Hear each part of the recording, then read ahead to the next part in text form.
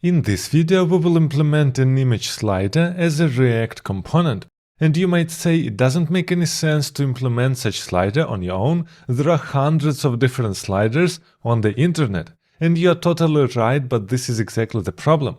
This slider you can write in 10 minutes. It doesn't make any sense to use a library for this because it will be more difficult to support and library might not suit your needs. This is why let's implement it on our own.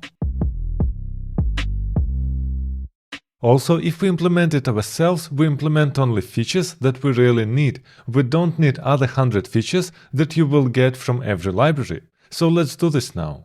So here I have an empty generated create React tab and nothing inside. As you can see, index.js is completely empty and inside app.js I just have h1 tag. So the first question is what is functionality of our slider and how we will implement it.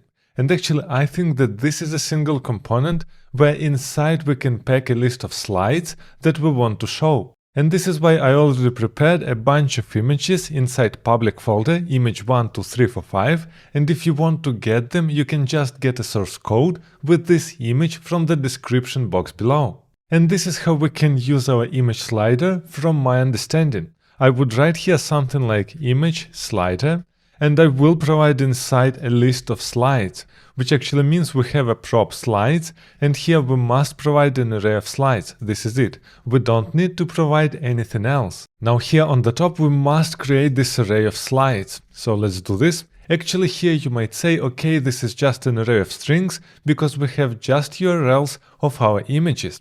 And you might be right, but typically you have some additional information. At least the title of each image or some additional meta information. This is why it makes a lot of sense to create here an array of objects with property URL. And here I will paste localhost 3000 / image1 jpeg, comma, and here for example title beach. Now I must copy paste this object 5 times because we have 5 images. So here we have image 2, image 3, image 4 and image 5. But the main idea is we can provide inside slider as many images as we want.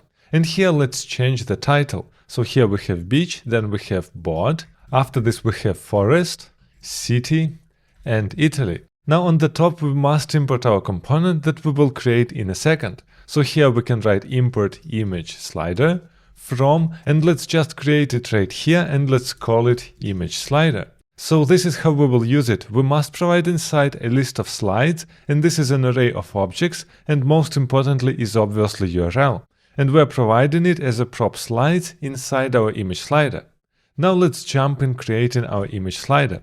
So here first of all I need a file image slider.js, and inside let's create our component. So here we have a component image slider, and we know that as a parameter here inside props we're getting our array of slides. Now let's return something here, at least return, and inside we can write a div with a text to test, so image slider. Now we also should not forget to export here as a default our image slider that we just created. As you can see I don't have any errors, so let's jump to the browser.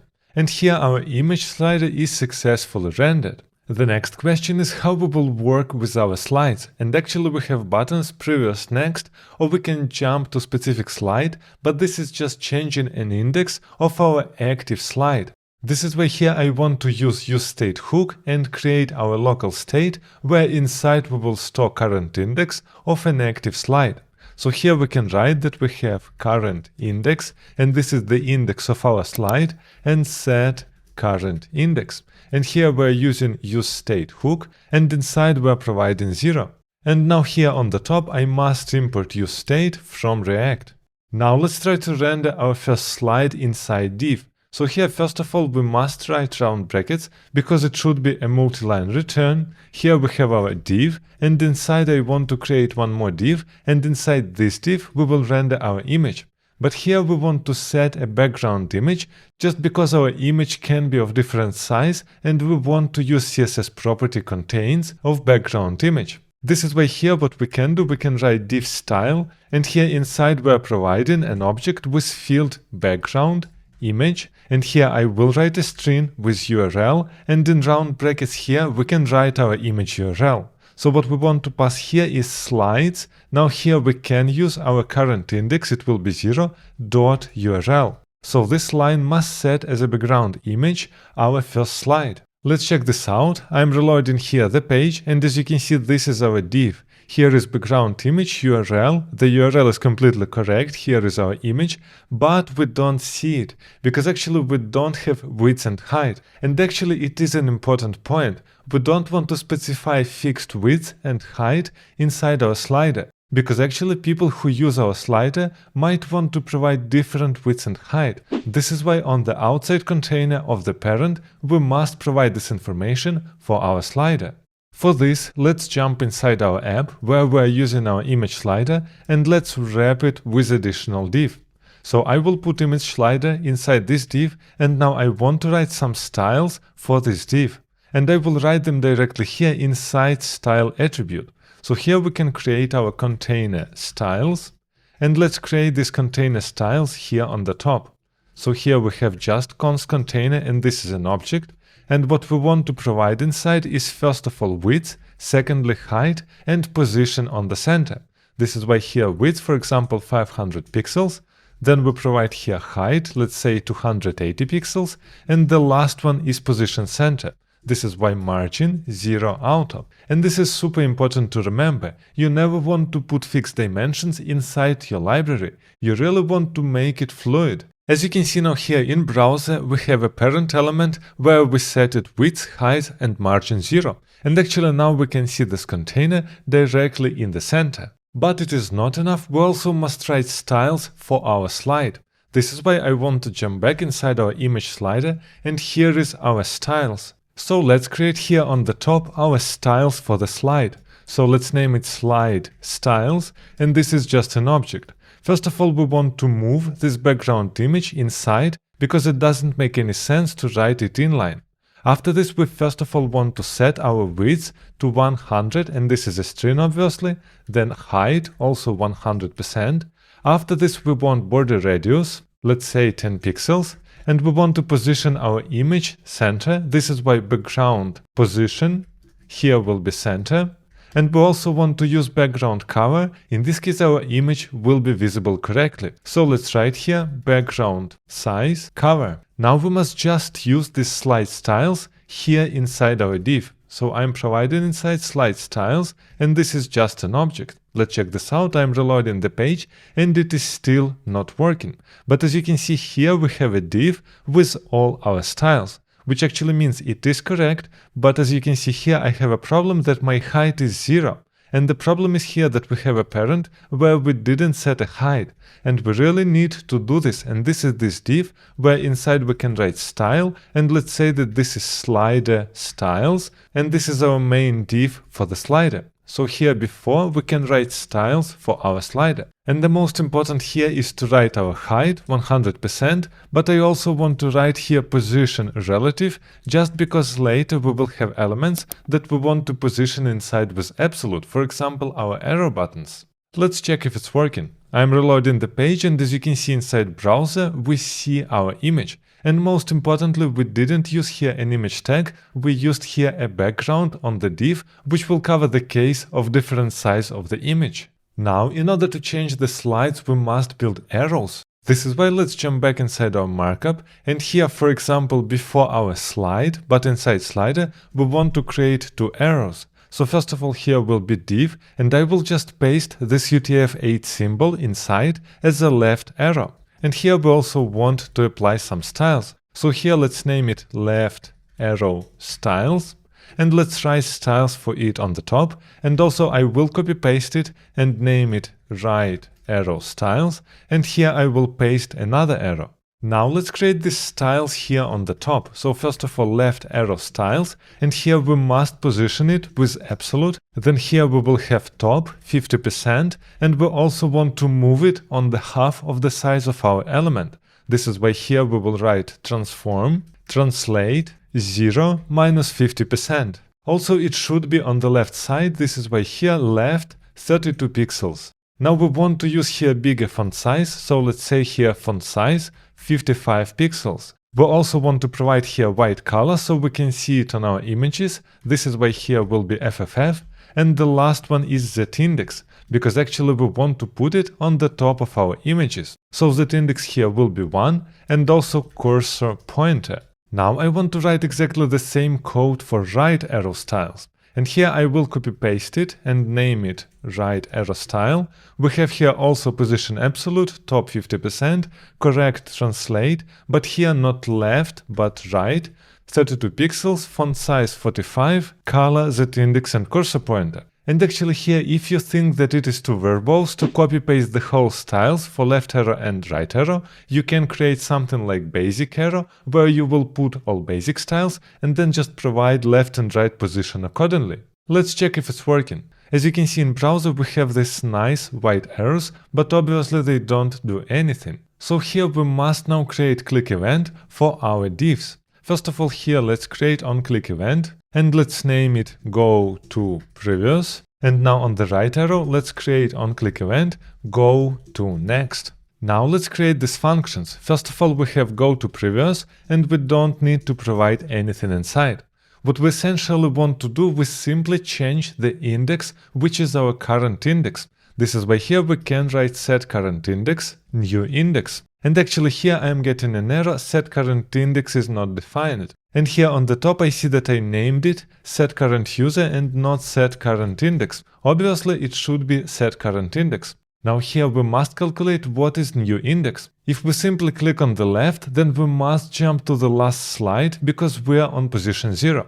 If we are not on position 0, we simply make -1. This is exactly what I want to write here. So first of all, let's check if it is the first slide. So is first slide means that our current index equals 0. And after this, we can create our new index. So we're checking here, are we on the first slide? If yes, then we want to write slice length -1. In this case, it will be our last slide. In other case, we want to simply make current index -1. Now let's do exactly the same for our go to next. So here is our function go to next. We don't have any arguments, and here we want to just call set current index with new index.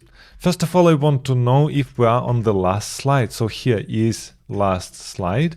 We can check that it is current index equals slides length -1. And after this, we can create our new index. So first of all, we're checking, is it last slide? If yes, then we simply return 0. In other case, it will be current index +1. Which actually means from the last slide, we're jumping to our first slide. In other case, we simply jump to the next slide. Let's check if it's working. So here I'm reloading the page, I'm hitting previous, and we see the last image. Now I'm hitting previous again, and we see the third image. Now if I'm hitting next, we see the last image, I'm hitting again, we see our first image. Which actually means our logic is implemented correctly. And the last feature that we want to implement inside is dots underneath our image, which actually means here we have dots, and these dots represent all our images. We can simply click on every dot, and then we are jumping directly to a specific slide. Let's do this now. What we essentially want to do, we simply want to map through our slides and create these dots. This is why here, first of all, I want to create a div, and this is a parent for our dots, and now inside I want to write map. And here essentially we just want to map through our slides, and we're getting here access for every single slide, and we also need an index, or better to name it slide index. And now inside we can write our markup, and it will be just a simple div, where inside we must provide a key, so we don't get an error from React. Here we are providing inside slide index, and inside I simply want to render a circle as a UTF-8 symbol. Let's check if it's working. As you can see in browser, now we have these nice dots, and we have exactly 5 pictures. But obviously we must provide some styles for them. First of all, let's write styles for our container of the dots. So let's name it dots container styles. And what we want to do here, we want to write display flags, because in this case all our dots will be in one line. So here we need display flags, and I want to center them. This is why here justify content will be center. And now we must style every single dot. So let's write here dot styles, and this is an object, and inside first of all we need a small margin, for example 0.3 pixels, also cursor pointer, and bigger font size, for example here font size 20 pixels. Now we must apply these styles to our elements. First of all here div style, and here we have our container, dots container styles, and now here inside div we can apply style with dot styles. Let's check if it's working. I'm reloading the page and now we see nice dots and we have cursor point on them. But we didn't implement click event, and this is exactly what we need to do. So here we can provide on click event, and here we can name this function, for example, go to slide. But it is not enough because we must provide an index of the slide where we want to jump. This is why here is a function, and inside our go to slide we want to provide our slide index that we have inside our map. Now let's create our function go to slide. So here is go to slide, and as an argument we're getting here slide index, and we can simply call here set current index and provide inside slide index. Let's check if it's working. I'm reloading the page here and clicking now on the last slide. And here we see Italy. Now I'm hitting on the third slide and we see our forest. As you can see, it is not that difficult to implement your own image slider. And also, if you're interested to learn how to implement nested comments inside React application, make sure to check this video also.